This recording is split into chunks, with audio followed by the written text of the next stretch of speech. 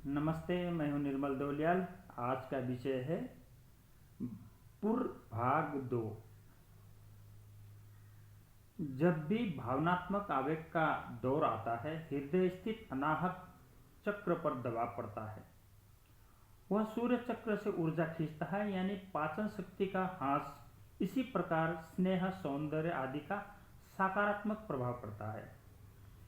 गीता में भगवान कृष्ण कहते हैं कि ईश्वर को बाहर मत ढूंढो, वह तो हृदय में ही है। जीवात्मा की स्थिति भी हृदय में ही दीपकली का रूप में वर्णित की गई है। हृदय में हिर आकाश तत्व का बोधक है। यह वायु तत्व का द मृत्यु सूचक अनित्य कहा गया है। दोनों ओर अमृत रहने के कारण यह भी अमृतमय भाषित होता है। इसी प्रकार हिरे को मन का सूचक कहा है। द को वाक का, य को प्राण का प्रतिनिधि कहा गया है। तीनों साथ रहते हैं, मन, प्राण, वाक। प्राण में गति सूचक इंद्र प्राण का प्रधानता रहती है। यह ब्रह्मा और विष्णु प्राण स्थित और आगति के कार्यों में प्रेरक बनता है। इंद्र ही 10 इंद्रियों का भोग साधक है। इंद्रियों का चेष्टा को बुद्धि तक पहुंचाना इंद्र का कार्य है, अर्थात इंद्र ही हृदय को विज्ञात्मा से जोड़ता है। विज्ञान बुद्धि को कहते हैं। मन तत्व रूप है, जो प्राण वाक के साथ रहता है, मरता नहीं है। हृदय का द मृत्यु सूचक है, वह मन का हेतु नहीं होता। मन में संस्कारों की छाप ही उसे बार बार विषयों की ओर ले जाती है। मन को कोई परम योगी ही देख सकता है। कहते हैं, माया मरी न मरी, मरा गए शरीर। व्यवहार में मन और हृदय एक सिक्के के दो पहलू कहे जा सकते हैं। बाहरी सृष्टि के स्वरूप को हृदय कहा जा सकता है और भीतरी आध्यात्म रूप में मन हो जाता है। विषाद और अवसाद के मध्य अतः शांत मन ही रह सकता है, हृदय नहीं। हृदय का राजा इंद्र प्राण ही मन के द्वारा विज्ञात्मा तक पहुंचता है।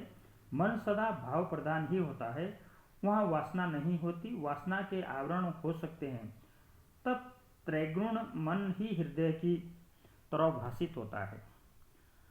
हमारा हृदय एक स्थूल अवयव है, भौतिक पिंड मात्र है।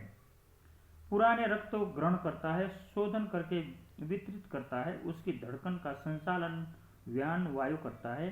यही हरती, धती और यच्छति भाव रूप है। हृदय अक्षर है। ब्रह्मा, विष्णु, इंद्र तीनों अक्षर प्राण अक्षर के भीतर अव्यय बैठा है। कृष्ण बैठा है हृदय में। आत्मा प्राणवाचक है। मन में कामना उठी, पानी पीना है। कामना क्रिया में बदली तो मन वहीं गौण हो गया। जब तक पानी नहीं पिया, वाक भी गौण रहा। आत्मा की गतिविधियों को समझने के लिए प्राण की सहायता चाहिए। मन से आत्मा को पकड़ा नहीं जा सकता। प्राण की गतियों को समझकर ही आत्मा तक पहुंचा जा सकता है। कामना के क्रिया रूप में आते ही मन मर जाता है, गति रह गई, वाक भी नहीं रहा। तब आत्मा तक कैसे पहुंचेंगे? प्राण रूप इंद्र बल है। सभी प्राण इंद्र के अधीन रहते हैं। इंद्र ही आत्मा हृदय का अंश लेकर 33वें स्तंभ तक जा रहा है। वहां से विष्णु प्राण बनकर वापस आ रहा है। अतः प्राण ही ब्रह्मा की मुख्य शक्ति है। क्षर सृष्टि की शुरुआत प्राण से ही होती है। प्राण वाक आप अन्न और अनाद के कर्म में प्राण बल के बिना सत्य प्रतिष्ठित ही नहीं होता। ब्रह्मा भी बल से ही सत्य बनता है।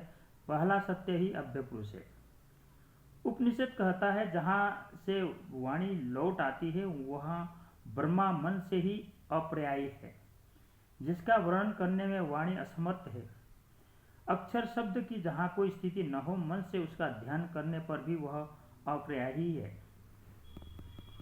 वाणी की पहुंच कहाँ तक है? सृष्टि का पहला महाभूत आकाश है और इसकी तन्मात्रा नाद ध्वनि है। अतः वाणी की पहुंच आकाश तक है, उसके आगे नहीं है। मन की पकड़ अव्यय पुरुष तक है। मन बनता ही अव्यय पुरुष में है, उसके आगे मन की भी पकड़ नहीं है। आद ब्रह्मा तो इसके भी आगे हैं। श्रुति कहती है इंद्रो मायाधिह प्रूरूपयीयते।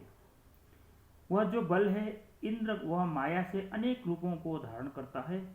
वह इंद्र ब्रह्मा से अवच्छिन्न होकर संसार में अनेक रूपों में प्रकट करता है। धन्यवाद।